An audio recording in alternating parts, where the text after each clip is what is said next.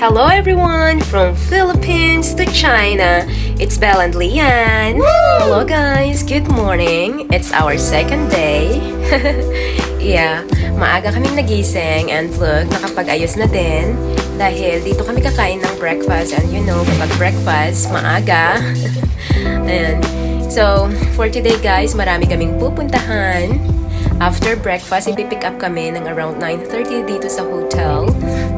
And then, doon na mag-uumpisa ang journey guys. And ipapakita ko sa inyo lahat ng aming pupuntahan today of course. Dadalhin ko kayo. Okay.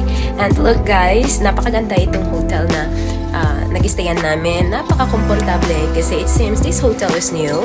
And look, lahat talaga ng gamit ay bago. Ayan. And napakaganda din itong bintana na napakalaki. Makikita mo talaga ang view sa labas. Ipapakita ko sa inyo. Ayan. Ito guys ang view from our hotel. This city is very famous na talagang pinupuntahan ng mga turista. From our hotel nga ay masusulyapan mo talaga ang mga pulong-pulong bulubundukin sa gitna ng karagatan na kung saan ito ang pride nila sa city na ito. Ito talaga ang pinakagusto ko, ang breakfast sa hotel na kasama na sa aming tour package. Although kailangan nga namin kumain ng maaga, pero talagang na-enjoy ko naman, lalo na nga at always present ang coffee, na talaga namang napakasarap. Buffet type nga ang breakfast dito sa hotel at marami talagang pagpipilian. Dinadamihan din talaga namin ang kain dahil ang lunch at dinner nga namin ay halos pare-pareho ang inihahain. At maliban pa dyan, palagi din kaming nalilate sa pagkain. Pagkatapos nga namin kumain ng breakfast at exactly 8:20 AM, sinundo na kami ng aming bus service at dinala kami sa open market ng city na ito para mamili ng kung anong bet namin, para daw ma-experience namin ang normal life ng isang local dito. Tignan nyo naman ang pera nila dito sa Vietnam, ang lalaki ng numbers.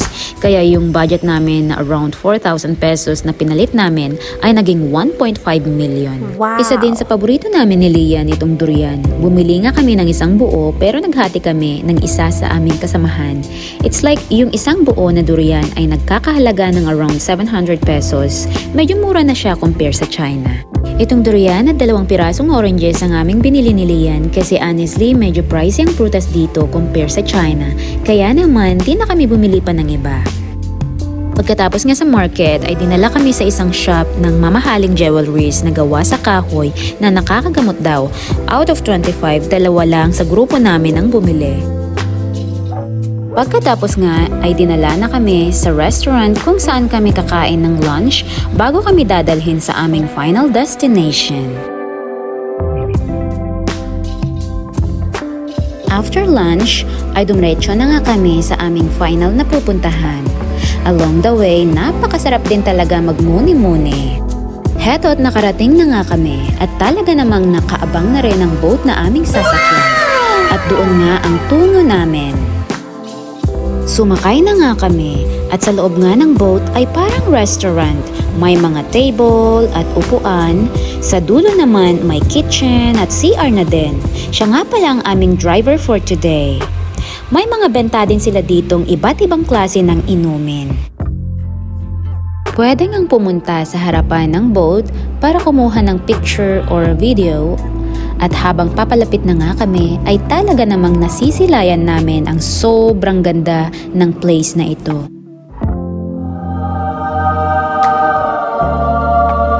Napakasarap talaga sa pakiramdam na wala kang ibang iniisip kundi ang i-enjoy ang napakagandang tanawin.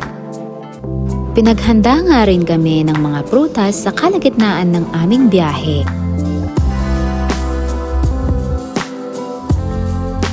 Ito nga ang aming unang stop at aming ngang pupuntahan ng isang sikat na cave, kaya pala pinagsusuot kami ng sneakers. Pero di ako nagsuot dahil naiinitan ako at mas komportable nga ako sa aking sandals.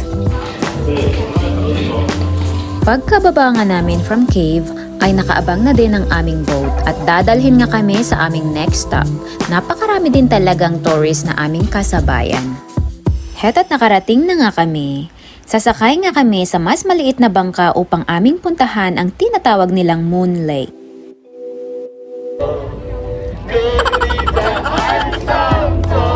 Napakakulit nga ng aming tour guide at marami nga siyang napapasabay sa kanyang pagkanta. Heto't papasok na nga kami sa Moon Lake at marami din talaga ang kasabayan naming nakasakay sa parehong bangka. Ngunit marami din talaga ang nakakayak at mukha nga itong napakasayang gawin. Sobra talaga akong namangha sa ganda ng place na ito.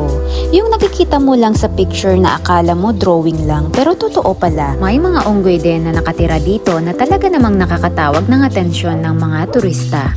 Pagkatapos nga ay sumakay na din kami sa aming boat service at ihahatid nga kami sa last stop namin.